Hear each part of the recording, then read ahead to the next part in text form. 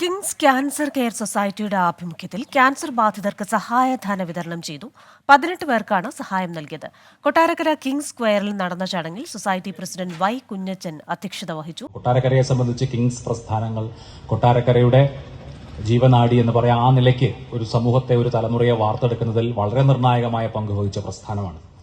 തുടർന്ന് അങ്ങോട്ട് നമുക്ക് ഈ സാമൂഹ്യ പ്രസ്ഥാനങ്ങളിലൂടെ, ഈ ചേർത്ത് നിർത്തലിലൂടെ മുന്നോട്ട് പോകാനുള്ള കുറേയധികം കാര്യങ്ങളുണ്ട്. ഒരു കാലഘട്ടത്തിൽ നിരവധി വിദ്യാർത്ഥികളെ, മാതൃകാ വിദ്യാർത്ഥികളെയും അതുപോലെ നല്ല അധ്യാപകരെയും സംഭാവന ചെയ്ത ഒരു സ്ഥാപനത്തിന്റെ മണ്ണിൽ നിന്നാണ് സംസാരിക്കുന്നത്.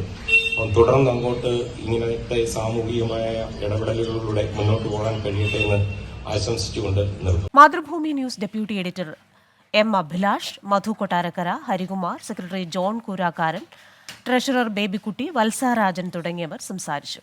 രഞ്ജിത്ത് ഭവൻ അമ്പലപ്പുറം ഇങ്ങോട്ട് വന്നാട്ടെ, ഒരു സഹായം കൊടുക്കണം. ശ്രീമതി സാലമ്മ ജോൺ പുതു 3 പേര് എത്തിച്ചേരാനുണ്ട്. അത് നമുക്ക് നിങ്ങള് ധൈര്യം വിടരുത്, പ്രയാസപ്പെടരുത്, സന്തോഷം എപ്പോഴും സന്തോഷിച്ചിരിക്കുക.